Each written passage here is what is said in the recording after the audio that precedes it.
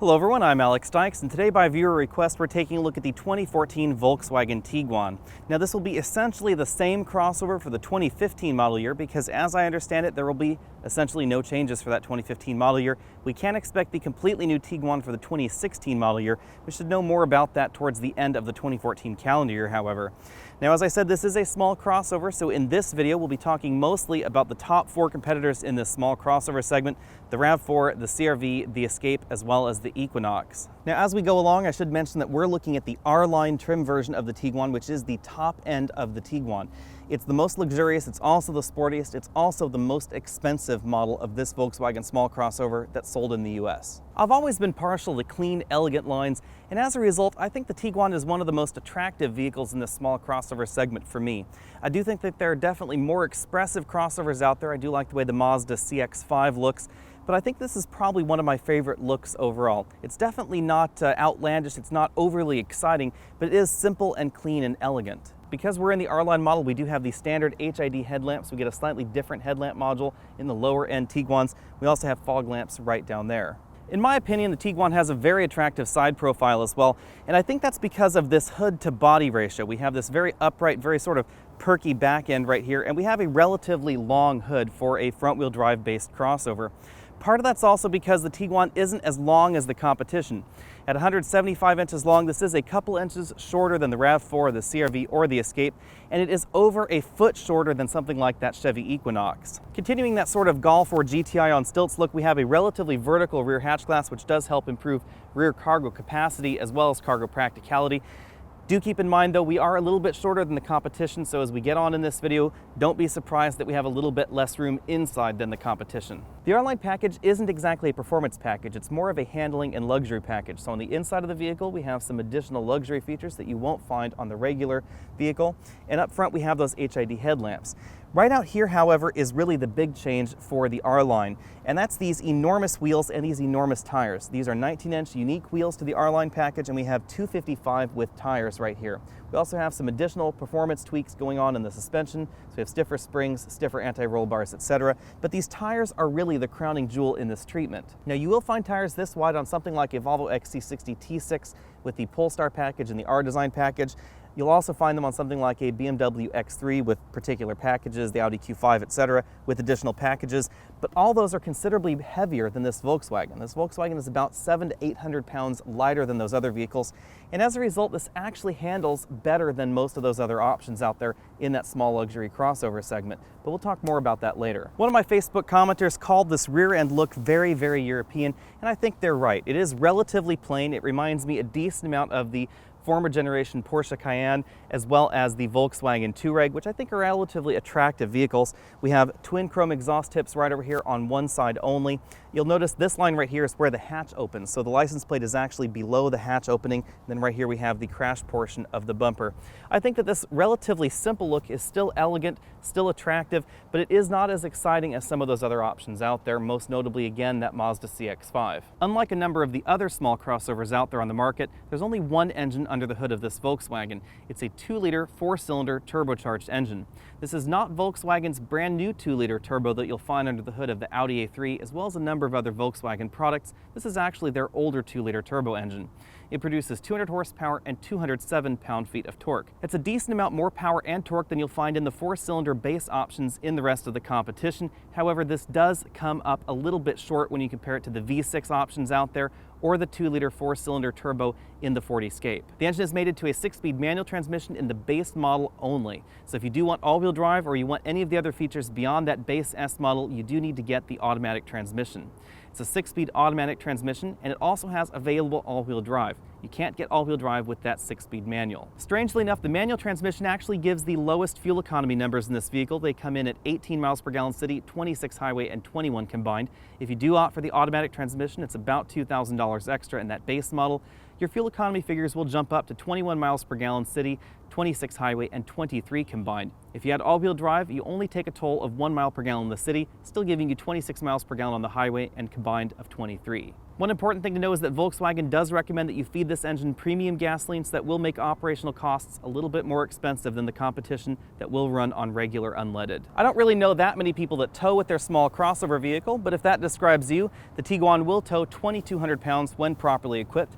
That's a little bit higher than the RAV4, the CR-V, or the Ford Escape, but it is a little bit lower than the 3,500 pounds you can tow in the Equinox or the 4,500 pounds that you can tow in a V6 Cherokee. I put front seat comfort between 7 and 8 out of 10 points. It really depends on which Tiguan model you get. Ours is the upper level trim, so we do have an 8-way power adjustable driver and front passenger seat, and both seats do have a 4-way power adjustable lumbar support, which is a feature I really like. And that lumbar support goes in and out as well as up and down on the seat, so you can adjust it depending on where you really need that extra support on your back. Our model also has this 3-position seat memory. The controls are right down here on the seat itself, and we have a tilt-telescopic steering column with a decent range of motion. Now overall, the seating position in the Tiguan is relatively upright. That's something that I prefer and I find more comfortable, but you may want to check out for yourself. When it comes to rear seat comfort, I give these seats 7 out of 10 points. They are quite handy in that we can slide the second row forward and backward. That is adjustable, and we can also recline the second row seat. We don't have a lever, we just have sort of this nylon pull strap right here. This is the most reclined position, and then we can also get a very upright position to increase cargo carrying capacity because it helps square off that cargo compartment back there. And that same nylon webbing pull strap is how you fold these rear seats forward. So we can first fold this headrest forward, and then we pull that strap, and then the rear seats fold almost completely flat with the rear cargo area. Now, this rear seat back also folds in a 40-20-40 folding fashion, so we can fold this center section down. It doesn't fold in the same spot as the outboard seats, so you do have a little bit of a hump right there to get over if you're going to put larger cargo in the car. Now, this center 20 portion is also where you'll find the rear seat cup holders. They're right there in the back. This is a hard plastic backing, so it's not that comfortable for rear seat passengers, but it is where you'll find 2 fairly large cup holders. Moving on over to the right side, this front seat is adjusted all the way back in its tracks. I had a 6'5" passenger in there, sitting relatively upright. That's helped out by the headroom in the Tiguan, and I still have about 3 or 4 inches of legroom left right there. That means this does have a decent amount of headroom when you compare it with some of the competition, but most notably, I have a decent amount of headroom in this car. Now, we do have the optional panoramic sunroof in our model, which does decrease headroom significantly, but even so, my hair is barely brushing the ceiling, which is something that you don't find in some of those competitors if you get the sunroof in them. If you don't get the sunroof, then the Tiguan has an awful lot of headroom and legroom, both in the front and in the rear. Both the driver and the front passenger get height adjustable seat belts, and our R-Line model has leather upholstery with a 2-way adjustable headrest for both the driver and the front passenger. This large moonroof is standard on our R-Line model, and it uses this sort of slightly translucent fabric right here. Instead of being completely opaque, it does let a decent amount of light in. I found that on brighter days that did give me a little bit of a headache. It seems to be a common complaint for me and vehicles that do have these sort of sun shades or sun screens, etc. One interesting feature is that the Tiguan allows you to open the sunroof and have that shade in place. As you can see right there, you can sort of think of that as sort of a screen door for your sunroof. Above the rearview mirror is where you'll find the control for that sunroof. It does allow you to vent. You pull down to close the vent, push up to open the vent. And one interesting feature in this system is that very much like the other Volkswagen and Audi models, you can rotate this dial to say how far open you want your sunroof. So you want it all the way open, you open it all the way. If you want it only a little bit open, you rotate the dial so it's only a little bit open, and the sunroof will adjust to that level of openness. This button right here opens and closes the sunshade. Below that sunroof control, you'll find the buttons for Volkswagen's CarNet Telematics System. This is basically Volkswagen's version of GM's OnStar system. It'll allow you to call for directions and connections. You can also get assistance with this SOS button right there. Like the other entries in this segment, the front doors are a combination of soft touch plastics. So soft touch up here, soft touch armrest, and slightly squishy right here in the middle. We also have plenty of hard plastics hidden well away from the driver and the front passenger, down lower on the door panels. Over on the dashboard, we have soft touch plastics right up here in the upper part of the dashboard, and then hard touch plastics lower in the dashboard, again very much like the rest of the competition.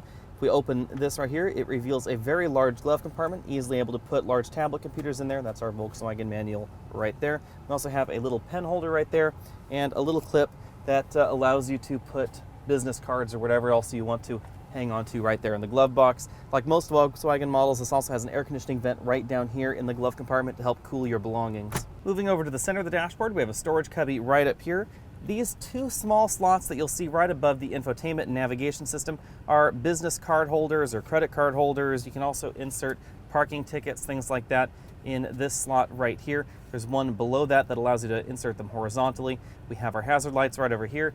And then we have these very interesting air vents. There are a lot of air vents in this car. They're 10, which is quite a lot for a compact crossover like this. And that's because these front ones and the rear ones are actually split into these two small round air vents, allowing you to rotate your air any way you like. You also have an open and close button in each set of 2 vents. Our particular model has the RNS 310 infotainment and navigation system.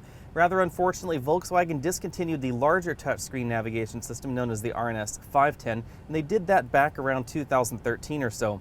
Hopefully one of these days we will get the new system that just debuted in the 2015 Volkswagen Golf, but until we do that, you can find out more about this system by clicking that banner at the bottom of your screen. You'll be taken on over to that review. Below that, our R-Line model does have dual zone climate control standard. Below those dual zone climate control knobs, we have a storage cubby here that's well hidden out of sight. It's easily able to put a wallet or a smartphone in there.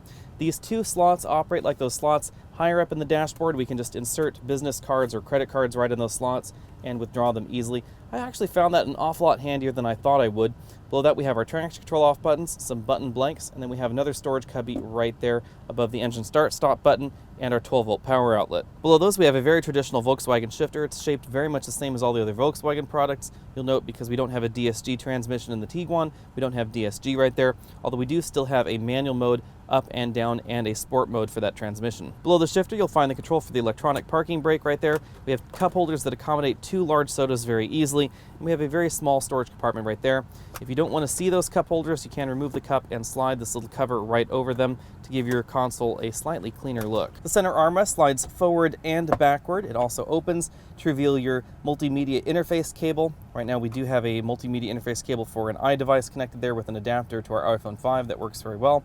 We have a little slot right there where you can jam your media player in that hole. That even fits with an iPhone and all those cables, and you can close that compartment.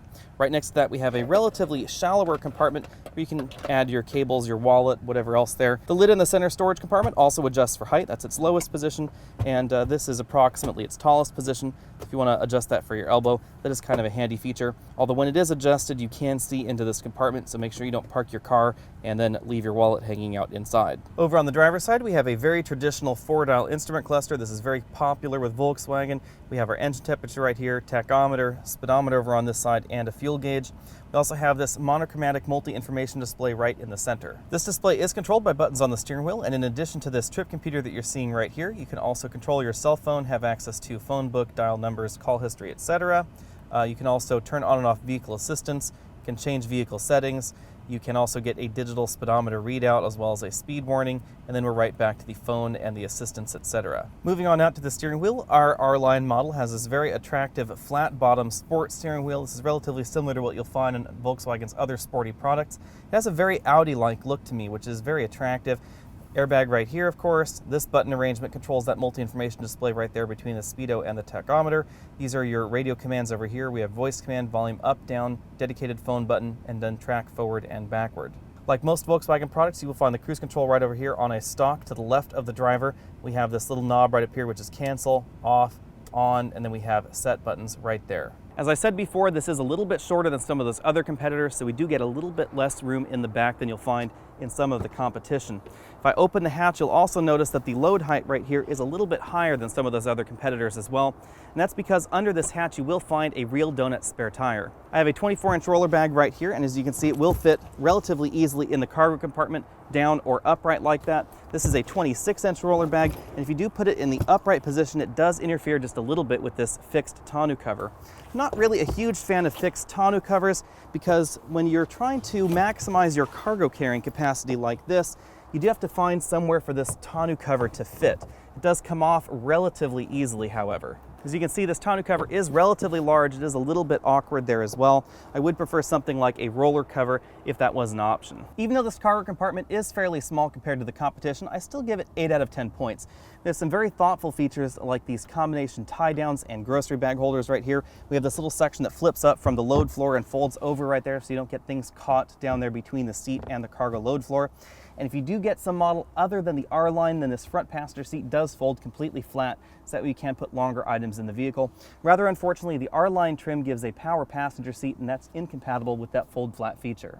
If you're after the best handling and the most dynamic small crossover in the US under about $35,000, then there's absolutely no question it is this Volkswagen Tiguan.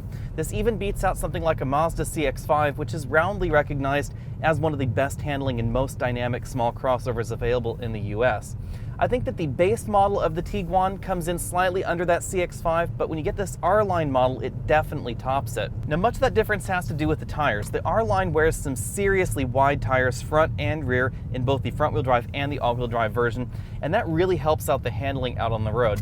Although you can get similarly wide tires in something like a BMW X3, a Mercedes GLK, or a Volvo XC60 T6, this vehicle weighs considerably less than those options. It's about 700 to 800 pounds lighter than the luxury small crossover, which would be that Audi Q5, the Volvo, the Mercedes, the BMW, etc. So this is much more nimble out on the road, even though we still have a strong front-wheel drive bias even in the all-wheel drive model, and we also have a decent amount more weight up front than you'll find in those rear-wheel drive options. The Tiguan has a really great feel out on the road. In terms of acceleration, I'd give this vehicle 8 out of 10 points.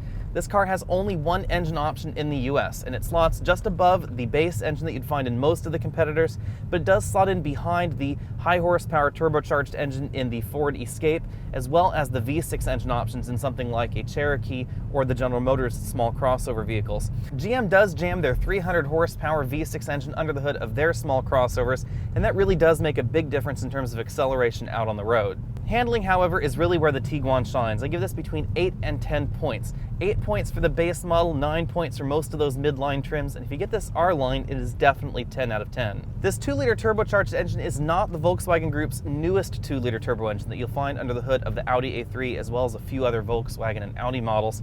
This is actually their older 2-liter turbo engine, so fuel economy isn't quite as good as the new engine design.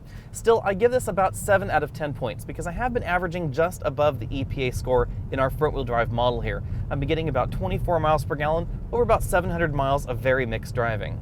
In terms of braking, I give this 9 out of 10 points. A lot of that is really helped out by these wide tires. Now, braking fade resistance isn't that much better than the rest of the small crossover competition, but braking distance is definitely short in the R-Line, and you can really thank those wide tires for that. The wide tires that help the handling as well as the braking numbers in the Tiguan do drop the ride score down to 6 out of 10 in this R-Line model. You just have to have that trade-off between ride and handling. That's always there in every vehicle out there. And because the R-Line has relatively stiff suspension, I do have to lower that score down to 6 out of 10 points. If you get the base model, I give it 8 out of 10 points. It is a little bit softer, and of course you get higher profile tires, which do give you a slightly smoother ride as well. Overall, in cabin noise, I give this 7 out of 10 points. It's relatively quiet, but you do get a decent amount more engine noise than you find in the competition, especially during hard acceleration. If you're looking at the Volkswagen because you're after the driver's crossover in this small segment, then you should know that the manual transmission is available only in the base model of the Tiguan. You can't get it with all-wheel drive either, so it's really just that base S model in front-wheel drive. It is a great manual transmission. It has a very nice shifter feel and a very linear clutch pedal. However, I wasn't able to find one on any of the local Volkswagen dealer lots in the San Francisco Bay Area, and there are about 6 Volkswagen dealers around me, and I did look up online on all of them, and I also called all of them, and none of them had a manual in stock, so it may be hard to find one. The automatic transmission that Volkswagen uses is shared among all automatic transmission models of the Tiguan, so you don't get a DSG in the R-Line model. It is still that regular automatic transmission. This automatic transmission shifts very smoothly, but the engine computer does retard engine torque fairly severely between shifts, so it actually gives this transmission kind of the feel of a Volkswagen DSG transmission. They do that to help improve transmission life, so it really just cuts engine power back a little bit as you're accelerating. It is noticeable out on the road, and I think that as a result, I would have preferred to have the efficiency and the performance benefit of the DSG transmission at least available in certain models of the Tiguan. If you get this R-Line model that we're testing right here, we do get shift paddles on the back of the steering wheel, which do make it a little bit more enjoyable out on your favorite winding mountain road. But you should know that these are not a true manual mode when using the shift paddles. The vehicle will upshift and downshift for you if you do hit the rev limiter or if you press on the throttle all the way down. If you're looking for a crossover that handles like a Volkswagen GTI, this Tiguan R-Line is definitely as close as it gets. This is an awful lot of fun out on your favorite winding mountain road, even in front-wheel drive trim like we're driving right here. I do prefer the all-wheel drive version of the Tiguan to the front-wheel drive version. We do have still a little bit of torque steer in this car, and it does scrabble for traction around certain corners. My bottom line for the drive section is that this is without a doubt the most fun small crossover you can get in America. It is a little bit spendy, however, so let's talk about pricing now. I won't beat about the bush. The Tiguan does end up a decent amount more expensive than some of those other options out there in this compact crossover segment. Even though this vehicle starts at $23,305 for the base S model, you don't get an automatic transmission in that vehicle. If you want the automatic, you have to pay $25,330 for the base model, and that puts the Tiguan at an immediate $2,000 disadvantage when you compare it to the RAV4, the CR-V, or the Escape. Now, when you comparably equip this vehicle to the Escape, the RAV4, the CR-V, etc., then that difference actually grows to about $3,000, making this Volkswagen a decent amount more expensive at the bottom end. Another thing to keep in mind is that all-wheel drive adds about $2,000 to this vehicle, and it is a slightly cheaper option on most of those other mainline competitors. You should also keep in mind that you cannot get Volkswagen's slick 6-speed manual transmission with the all-wheel drive system. So if you want to add all-wheel drive, you have to add the automatic as well as the all-wheel drive to that base model, which really does bump up its price versus the competition. This top-of-the-line R-Line model in front-wheel drive trim starts at $37,745, and if you add all the options like all-wheel drive, etc., then you can end up just below $40,000, and all these prices are before the $895 destination charge. Now, there aren't very many options in this segment that get this expensive, but if you fully load up your Tiguan, it will end up more expensive than a fully loaded titanium Ford Escape. That titanium Ford Escape will actually have more features than this, and adjusting for feature content, it ends up about $5,000 less than the Volkswagen. Now, admittedly, that Ford Escape won't handle as well as this vehicle. It does have slightly better 0 to 60 numbers, but it definitely won't handle or feel as good as the Tiguan out on the road. The Tiguan R-Line is hands down the best small crossover to drive, but you definitely have to pay for that honor. This is, as I said, reasonably more expensive than those other competitors out there on the market, so unless you're willing to pay to play, you should probably shop for those other less expensive options. Now, putting those prices into perspective, you do need to keep in mind that the base models of the Tiguan will perform much better than those base models of the competition. We get a standard 2-liter turbocharged engine in the Volkswagen, and you don't get that in any of the rest of the competition. So the other competitors in their base 4-cylinder models will be a decent amount slower to 60 than this vehicle. However, if you get something like a Cherokee, an Equinox, or that Ford Fusion, they all have up-level engine options that are more powerful than this base 2-liter engine. Somewhat balancing out that performance, of course, is the fact that none of those other vehicles can handle like this Volkswagen can. In fact, this Volkswagen seriously can handle better than a lot of the versions of the Audi Q5, the Volvo XC60, the Mercedes GLK, and some versions even of the BMW X3. So that BMW X3, say 28i in front of you with the standard tires is going around a corner, then you'll probably make it around the corner in the R-Line version of the Tiguan, and you'll definitely do it for less money. The ultimate question for you as a shopper is, are you willing to trade that definite handling prowess for some features that are lacking on the inside, most notably electronic gadgets and gizmos that you do find in the Ford, as well as the steeper purchase price on the Tiguan? My bottom line is I would definitely recommend this car, and I think that for most intents and purposes, it fulfills its mission of trying to be the jacked up Golf or jacked up GTI that you're looking for. Thanks for taking the time to check out this video. Go ahead and click that subscribe banner at the bottom of your screen so you can be updated on all of my latest videos. Go ahead and find me over at facebook.com/AlexandAutos. You can also email your questions to alex@alexandautos.com, and I'll see you next week.